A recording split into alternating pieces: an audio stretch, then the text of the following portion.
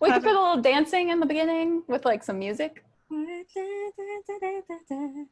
So welcome back to E.T. and Ingrid talking about whatever they want. Mainly libraries and laughing and loving? No. But mainly libraries. We'll come up with a song. This week's theme is weirdest and funniest questions we have ever been asked at the circulation desk. Because we definitely get them.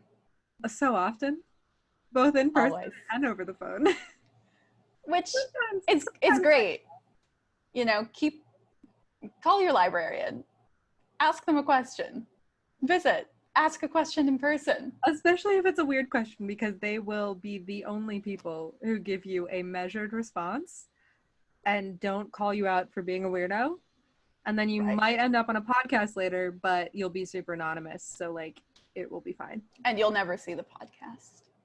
Very, very likely you will never see the podcast. Right. Or you'll never realize that you were talked about in the break room. Right. So basically, get your questions answered and entertain a librarian. Wait, I want to kick us off with a cute story. One of the public libraries I was working in when I was at Simmons in grad school, very much all hands on deck all the time.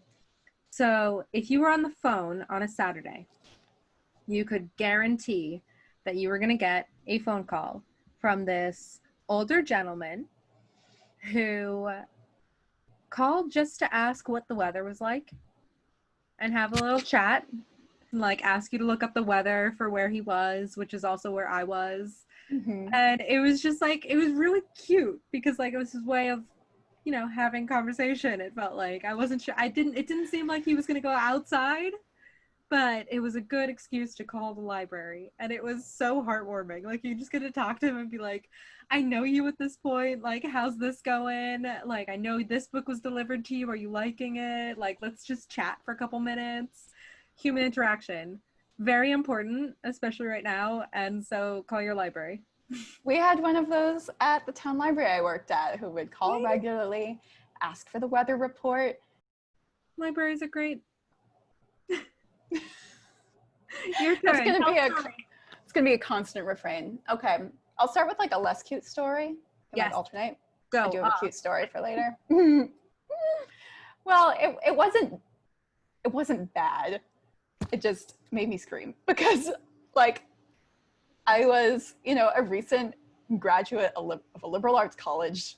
I did not have the answer to this question. You know what I'm going to talk about. When I was working the desk at an unnamed library, I got a call. Yes, I got a call asking what wine she should bring because she was going to a dinner party at the home of a French couple, and she wanted to impress them and, you know, look like she knew like what wine to get. So the library. So she calls the library. I know that you drink red wine with steak and you drink white wine with fish and salads and things. And that is the extent of my knowledge. So I'm like frantically Googling wines. I was legally allowed to drink, but what I am drinking still was like Charles. From the shop down the street. A $4 Charles Shaw from Trader Joe's. But that was not what she was looking for. Cheap buck chuck. She wasn't really looking for the advice of a 23-year-old, like, you know, recent college grad. She was looking for the advice of like a sommelier. And that was not what I was. So yeah. I'm like Googling what kind of wine. And I asked her, like, do you know if you're going to bring white or red? Just because I'm trying to stall for time. And she said, I don't know.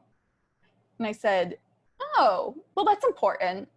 And I said, do you know what you're going to be eating? And she said, no. And I said,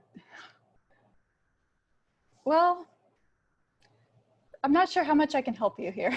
At a certain point, you have to tell people to go to the experts in their area and just, in this case specifically, ask the people at the liquor store. That is what I told her. I suggested that she go to a wine shop and maybe try and find out what they were going to be eating so that the person there could help her. And I told her that we had some books about wine in our library, and if she wanted to come and consult them, when she had a little more information about what direction she wanted to go. But you know, I think she thought I was going to tell her the name of a particular vineyard or something. And I simply did not have that information. Although, which it's fine. Like I don't know the answer to a question that I am asked, but I can try and find it out, but usually I have to ask you some questions first. I think the question that made me the most insane out of any of my library jobs and any questions that I've ever been asked was someone had like collected a pile of books and then they came to the desk and said, "So are all of these for sale?" I like bugged out for a couple seconds just being like, "No, what? No, that's not how libraries work." At least they asked. So like we get to the point where like there are questions where people very clearly do not understand where they are, and trying to explain that to someone who thinks they know what's going on is a strange situation. Because we do book sales. A lot of libraries will have their friends at the library book sale and like sell books for fundraising. Mm-hmm. But normally a library is not a bookstore. You don't want to get those mixed up. It's very weird at a circulation desk. It is kind of incredible. You can take the books, you can just have them, For but you free. have to give them back. You do have to bring them back.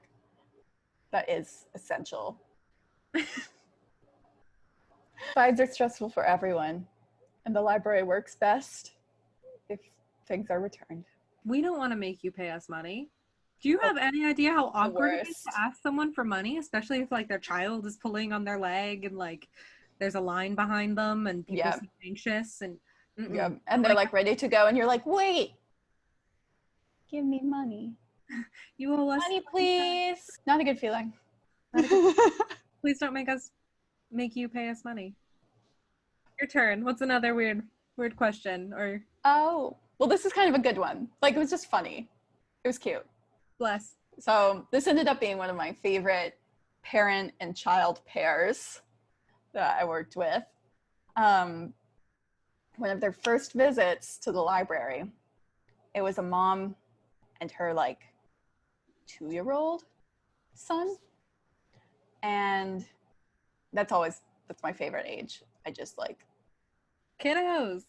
melt. I see a 2-year-old and I'm like, so I already was inclined to like them. But then she comes and asks me for help, and she says, do you have any books that are about like just like being nice and being gentle? Because my son, you know, Bucko, he's very sensitive to things that happen in books, like anything even a little scary or like a character being mean, he just can't handle it. Doesn't like it. And it was very, oh my God, I will help you if you want. Because I mean, I was kind of that kid. There were several books that I couldn't look at without going into hysterics. So I was like, I got you. I will find the nicest, sweetest, gentlest, like the chillest books. Like, here's a book about sharing. You know, one of the better patron interactions.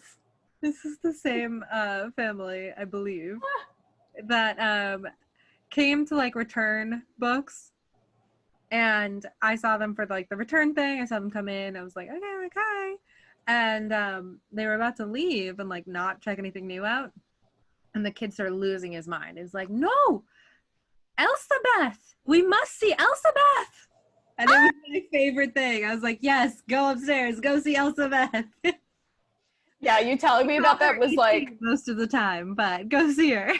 most emotional moment of my life. All of the best questions that I got asked were from children. Usually, can I ring the bell? I hear that bell in my dreams. Can I have a sticker? Yes, you may. Yes, you may. Sticker. Luckily, we didn't have a public printing station, but the vast majority of the questions that I was asked before working at our shared library was, how do I print? Yep. Doesn't matter that there is a printout next to every single computer explaining how to print step by step. Don't betray the impatience, even if it is the 500th time you've been asked that question that day alone. But then I've been on the other end of that, where I was attempting to print something tax related at a local library. It was terrible. I was already having a terrible time and I could not figure out how to work the printer. I thought I had worked it out. It wasn't printing. I go up to the librarian at the desk for help and I showed her my screen and she said, this isn't this library. It's got the same town name, but it's in New York. I just Googled town name library print and I had chosen the first one that came up. She was like, you fool. Like, she didn't say it, but I saw it in her eyes.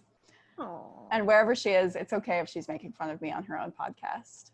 Like, come on ours. We'll make fun of you together. Yeah. Oh, another good but weird one. It was very flattering to... Oh, no! Oh, no, I actually wasn't thinking of any of the times I was asked out. I was like weirdly flattered. Let's not encourage people to ask out their librarians. That is the worst question. Do not ask anyone on a date if they are working. It is not cute. I'm glad you brought this up, actually. Don't ask out your librarian. I want them to think of us as the way you thought of your teachers and your librarians when you were a child, in that they sleep at the library, they like charge down in the library, they are robots that do not go beyond the walls of the library. Please do not hit on us. Please do not ask us out on dates. We don't want to do it. This is our place of employment. Even if as a friend you're like, do you want to like grab coffee sometime? No, I don't. Mm-mm. I do not. Because unless I initiate it with you, because we have gotten to that point where we are friends. Right. You come to the library often enough that I want to see you off time. And I have never gotten to the point where I want to ask someone to coffee. Like, I very much enjoy seeing my patrons, catching up with them. I do not really want to extend that into the outside. Because there is a difference between being professional and it being your job to like hang out with people. And being a friend and being someone that you see out in the world. And you know, it may be different like in a smaller community because where we are, we're in the city, like the big city of Boston. The big city. But you know, like the librarians I grew up with, like they were also involved with like the schools and like local sports teams and like, you know, kids playing soccer, that kind of sports teams. So it was like you couldn't really avoid having like outside library relationships with them. But here it's like, don't do it. Proceed with caution. Proceed with caution. And yeah, because that one guy I had to reject every time I sent him an overdue notice. I was like, the cringe was he was very cool about it, you know. He was like, that's fine, bye, and like left out of the library. And I think I saw him there again twice. So it's also like, she's probably going to say no. Yeah, your librarian is probably going to say no because they're working. But then you're going to have to go back. And if you want to let this failed romantic overture ruin your love of libraries, you don't deserve the library in the first place. Right. It's a really good way. Harsh, but it's a great way to like have an awkward relationship with your local librarian. It's a good PSA. A good PSA. Don't ask out your librarians. Don't do it. Don't do it. Don't do it. She doesn't want to be asked out. Okay, wait. It's got to be said. I feel like our profession in general has a weird situation in popular culture, in that it's either like in a rom-com or in a music video. They're there to be attractive and like asked out. Whereas 90% of the librarians that I know are like older grandmas who are just absolutely wonderful and very like pumped about giving you books. Yeah. Well, I feel like that's the stereotype. So then when a librarian is like, I don't know, under 40, it's like, oh, girl in a public service position. Let me make this my rom-com moment. She's looking for a date. No. I do have a horror story of one of my past coworkers who you haven't met, but you would really like. She lived like just in the same neighborhood as the library where we worked, and a patron kind of like sneakily followed her home. And as she went in to like make herself lunch, this person just like jumped out of the bushes basically and was like, "I know where you live now," and like ran away. And she was like, Ooh, like I've got to move. My whole family, my children, my husband, like we've got to move. that's bad. So it can get bad. That is the kind of scary you are setting your librarian up if you don't believe in boundaries. It kind of goes for any woman. Don't make her feel like you're going to follow her home. Ground rule: don't follow people home. It applies for libraries as well as the world. Nothing terrible has happened to me. I've been delivered pastries I did not ask for, but like beyond that. And turn down some people for dates that we did not want to go on. Right. But I'm sure worse happens. But like there are many things that like when you're working in libraries, you're like, I don't think this should have to be stated, but please stop what you're doing. This feels like one of those times.